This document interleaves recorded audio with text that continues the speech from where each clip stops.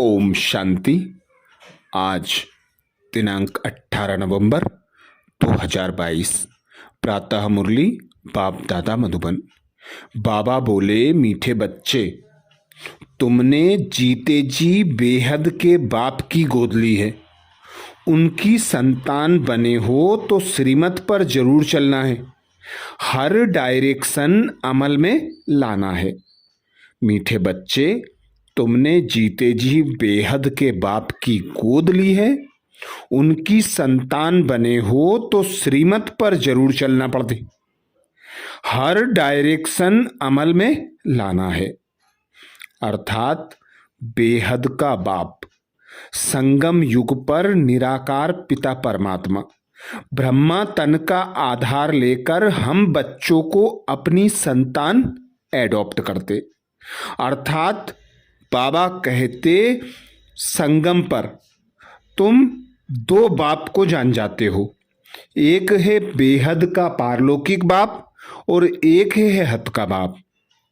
हद के बाप से तुम्हें विनाशी वर्षा मिलता है, बेहद का बाप आकर अविनाशी सुख घनेरे देते।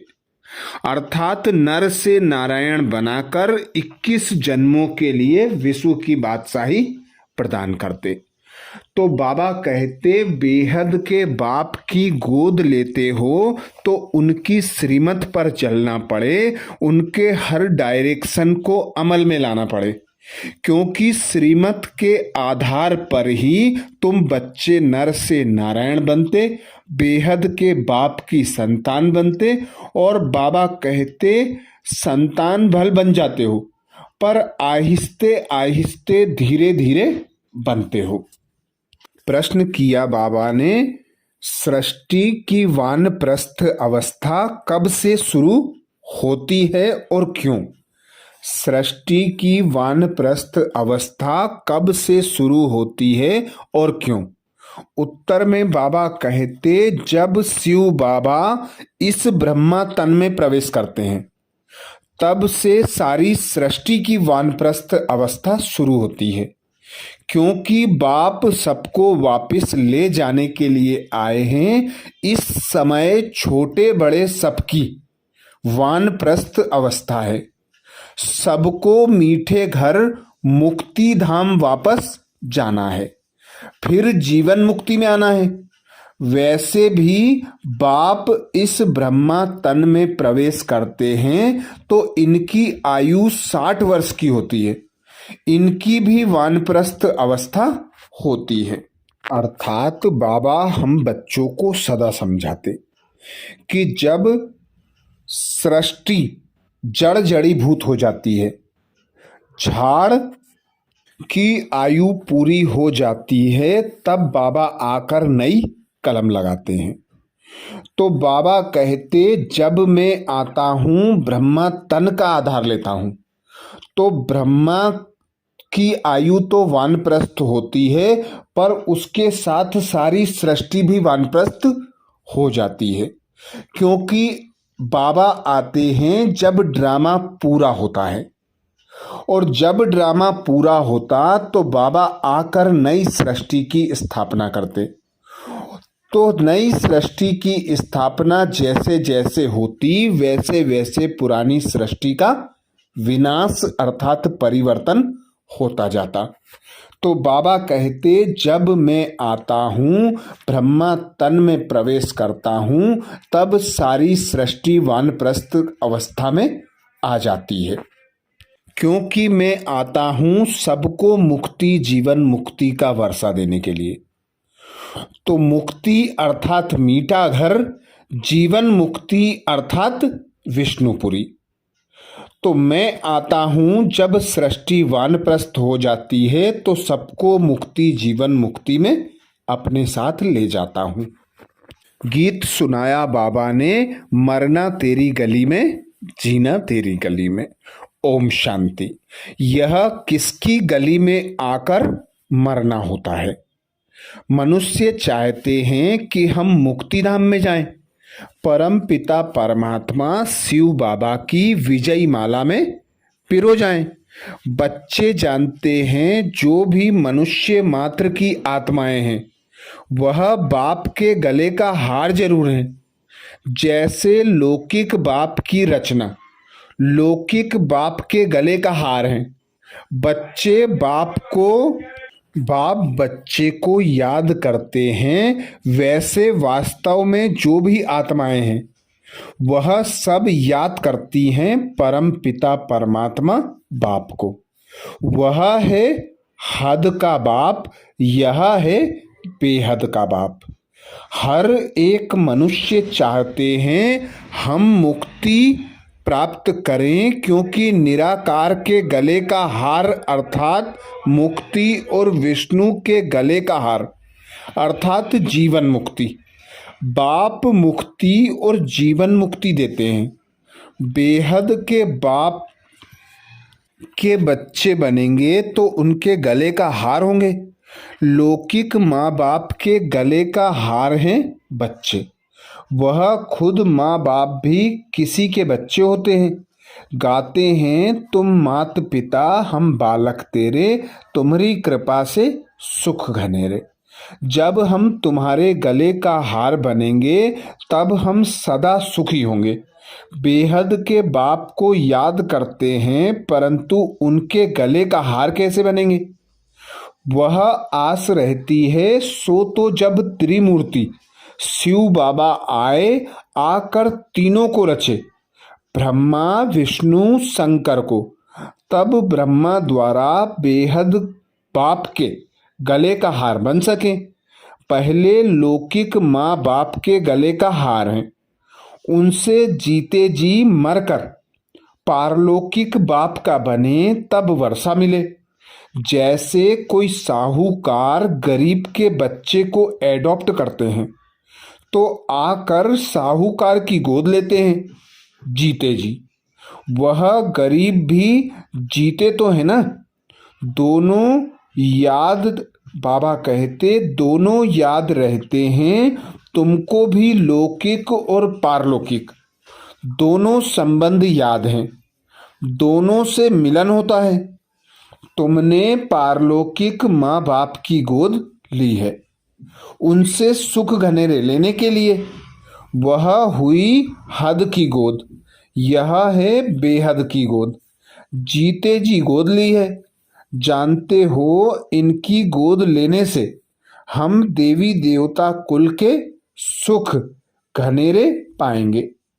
तो जिस मात पिता की संतान बने हो उनको जरूर याद करना पड़े।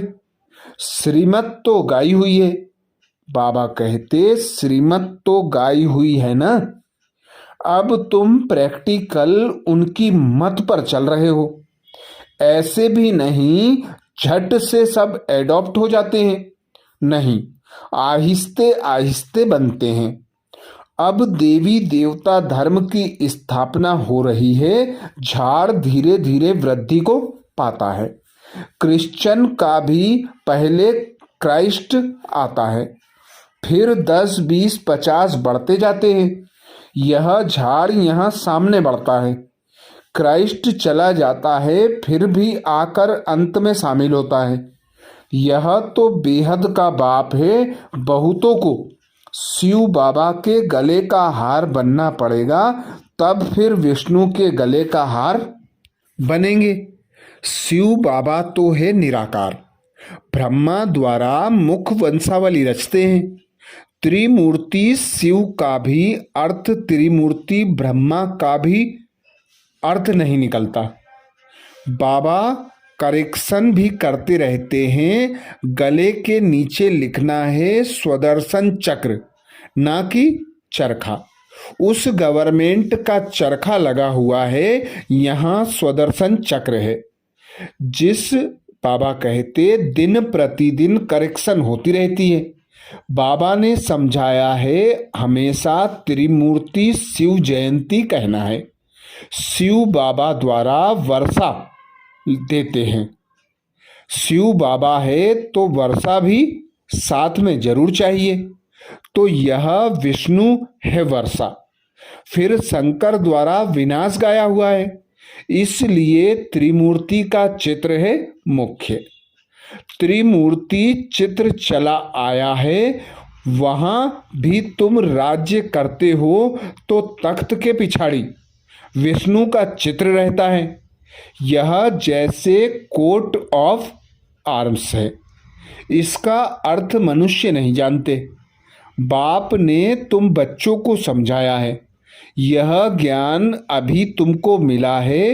देवताओं के पास यह ज्ञान नहीं रहता। तीसरा नेत्र तुम ब्राह्मणों का खुलता है। बाप कितना सहज समझाते हैं। मन मनाभव। बाप और वर्षे को याद करो।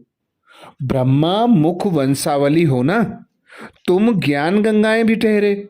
तुम ज्ञान सागर द्वारा ब्रह्मा मुख कमल से निकली हुई मुख वंशावली ज्ञान कुमार कुमारियां।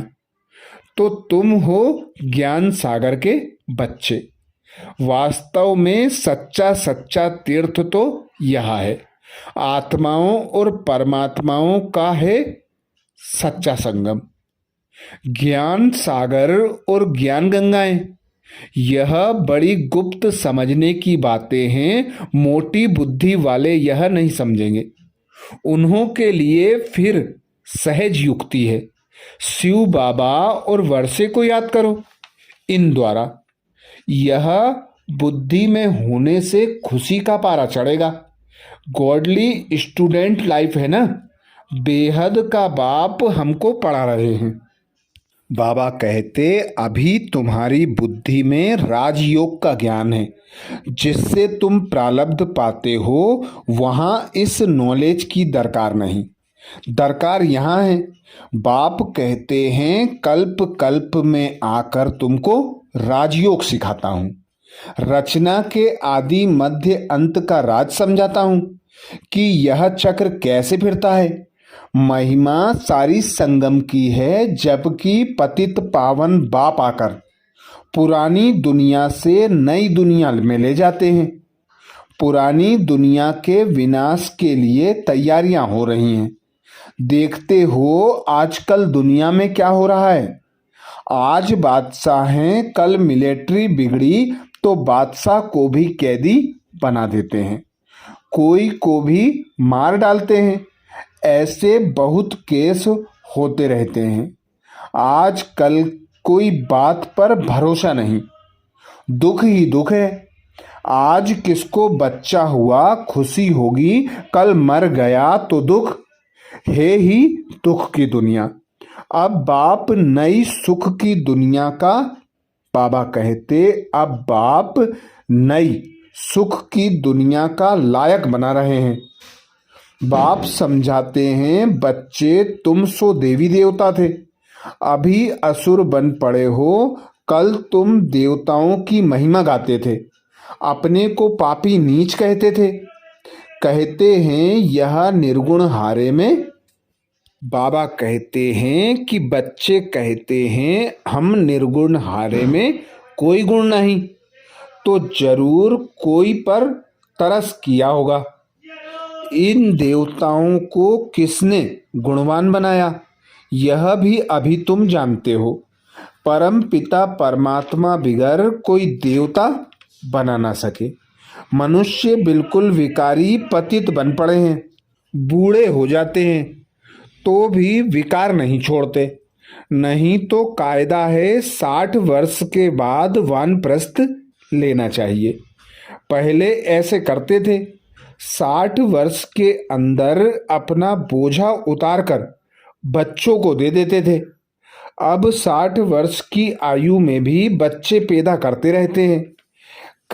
बाप कहते हैं इनकी 60 वर्ष की आयु में बहुत जन्मों के अंत में जब इनकी वानप्रस्थ अवस्था हुई तब मैंने प्रवेश किया। तब इसने भी सब कुछ छोड़ा। बाप के आने से सारी दुनिया के लिए वानप्रस्थ अवस्था हो जाती है, क्योंकि सबको जाना है वापस। तो बाबा कहते इसलिए मामेकम याद करो। छोटा व बड़ा कोई भी रहेगा नहीं। बाप आकर सबको मीठा बनाते हैं मुक्ति जीवन मुक्ति दोनों मीठे धाम है। विनाश सबका होना है। हिसाब किताब चुकतू भी सबका होता है। सजा खाने में देरी नहीं लगती। जैसे काशी कलवट खाते हैं तो पापों से मुक्त हो जाते हैं, फिर नए सिरे हिसाब किताब शुरू हो जाता है। बाकी मुक्ति में एक भी नहीं जाते। वह समझते हैं शिव पर कुर्बान हो निर्वाण धाम चले जाएंगे। बाप कहते हैं वापिस कोई जा नहीं सकते। पुनर्जन्म तो सबको लेना है। यह पहला नंबर ही पूरे जन्म लेते हैं तो जरूर पीछे वाले भी लेंगे। तुमने 84 जन्म लिए हैं। शुरू से ही तुम्हारा पार्ट चलता है। तुम्हारा यह है कल्याणकारी लीप जन्म। इस जन्म में बाबा कहते इस जन्म में अथवा इस धर्माऊ युग में तुम धर्मात्मा बनते हो। वह सब है हद की बातें। वह है धर्माऊ मास, धर्माऊ वर्ष, यह है धर्माऊ युग। यह लीप जन्म ब्राह्मणों का एक ही है। ब्राह्मण है चोटी, फिर तुम देवता बनेंगे। अब तुम जानते हो बाबा हमको गले का हार बनाते हैं। हम आत्माएं निराकार दुनिया में रहती हैं। बाप खुद कहते हैं तुम जब अशरीरी थे तो मेरे पास रहते थे। अभी तुम समझ गए हो हम पहले पहले सतयुग में आएंगे। वहाँ है देवी देवता धर्म। वहाँ पुरुषार्थ करने की जरूरत नहीं। पुरुषार्थ संगम पर ही किया जाता है। संगम युग यह है। और जो बाबा होते हैं, बाबा कहते हैं, और जो संगम होते हैं उनकी आयु नहीं गिनी जाती। इस संगम की आयु है। बहुत छोटा सा युग है। इस संगम युग में ही बाप आकर इनको बदली करते हैं। बाकी उन युगों का कुछ नहीं है। 2 कला कम होने से राज्य बदली होता है। यह तुमको साक्षात्कार होता है। कैसे राज्य देते हैं। संगम युग में बाप आकर पतितों को पावन बनाते हैं। इसलिए इस युग की आयु जब से बाप आया है तब से गिनेंगे तो जरूर वह आया हुआ है। वही ज्ञान सागर है। उनकी मुख वंशावली ज्ञान नदियाँ यह ब्रह्मा कुमार कुमारियाँ हैं। इनसे ही ज्ञान पाना है। बाबा ने कहा है कोई ऐसी नई चीज बनाओ जो समझाना सहज हो जाए। उससे त्रिमूर्ति शिव जयंती लिखो। बाबा डायरेक्शन देते हैं परंतु बनाने वाला होशियार चाहिए। इस समय बाबा कहते इस ज्ञान यज्ञ में विघ्न भी किस्म किस्म के पड़ते हैं। फिर सर्विस ढीली हो जाती है।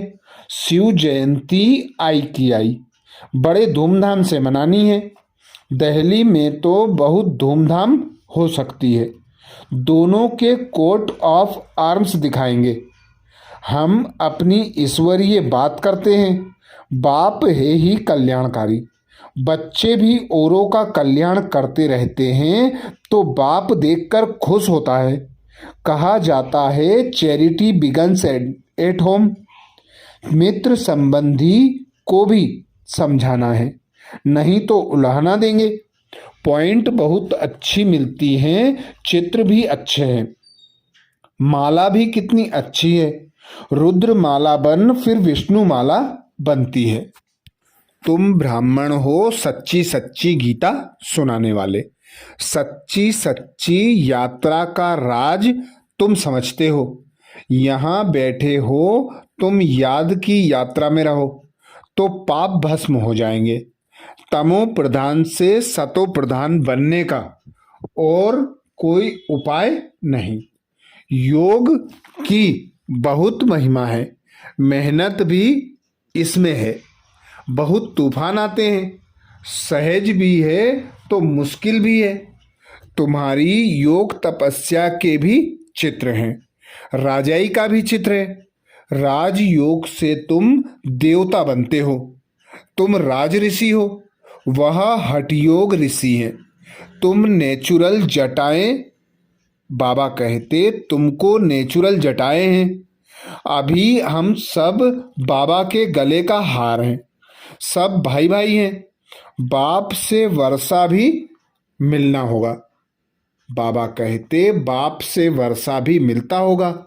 प्रजापिता ब्रह्मा भी गाया हुआ है, वह निराकार पिता, यह साकार पिता। शंकर के लिए दिखाते हैं आंख खोली विनाश हुआ। शंकर को पार्वती गणेश आदि दिखलाकर गृहस्थी बना दिया है। अंधश्रद्धा है। बाबा कहते अंधश्रद्धा बहुत है। बाप कहते हैं मैंने तुमको साहूकार बनाया था। तुमने मंदिर बनाकर, शास्त्र बनाकर, दान कर, फालतू खर्चा करते करते दुर्गति को पा लिया। यह भी ड्रामा में नूंद थी। तब तो बाप बैठ समझाते हैं। बाबा तुमको त्रिकालदर्शी बनाते हैं। तीनों कालों का ज्ञान तुम्हारी बुद्धि में है। अच्छा, मीठे मीठे सिकिलदे बच्चों प्रति मात पिता बाप दादा का याद प्यार और गुड मॉर्निंग। रूहानी बाप की रूहानी बच्चों को नमस्ते। हम सब रूहानी बच्चों की रूहानी मात पिता बाप दादा को याद प्यार गुड मॉर्निंग और नमस्ते। धारणा के लिए मुख्य सार में बाबा बोले, पहली पॉइंट, यह धर्माऊ युग है। इस समय धर्मात्मा बनना है, सबका कल्याण करना है, मुक्ति और जीवन मुक्ति में चलने का रास्ता बताना है। यह धर्माऊ युग है। इस समय धर्मात्मा बनना है, सबका कल्याण करना है, मुक्ति और जीवन मुक्ति में चलने का रास्ता बताना है। दूसरी पॉइंट बाबा कहते हमारी यह गॉडली स्टूडेंट लाइफ है। बेहद का बाप हमको पढ़ा रहा है, इस खुशी में रहना है। वरदान दिया बाबा ने। वरदान में बाबा बोले योग की करंट के वाइब्रेशन द्वारा किले को मजबूत करने वाले यज्ञ रक्षक भाव। योग की करंट के वाइब्रेशन द्वारा किले को मजबूत करने वाले यज्ञ रक्षक भाव। डिटेल में बाबा समझाते जैसे ब्राह्मण फैमिली बढ़ाने की प्लानिंग करते हो, ऐसे अब यह भी प्लान करो जो कोई भी आत्मा ब्राह्मण परिवार से किनारा नहीं हो जाए। बाबा कहते जैसे ब्राह्मण फैमिली बढ़ाने की प्लानिंग करते हो, ऐसे अब यह भी प्लान करो जो कोई भी आत्मा ब्राह्मण परिवार से किनारे नहीं हो जाए। किले को ऐसा मजबूत बनाओ जो कोई जा ही नहीं सके। जैसे चारों ओर करंट की तारे लगा देते हैं, तो आप भी योग के वाइब्रेशन द्वारा करंट की तारे लगा दो। जब इस यज्ञ के किले को अपने योग के पावरफुल वाइब्रेशन द्वारा मजबूत बनाने का संकल्प इमर्ज हो, तब कहेंगे यज्ञ रक्षक। स्लोगन में बाबा बोले ज्ञानी तू आत्मा वह है जिसका कर्म साधारण होते भी स्थिति पुरुषोत्तम हो। ज्ञानी तू आत्मा वह है जिसका कर्म साधारण होते हुए भी पुरुषोत्तम हो।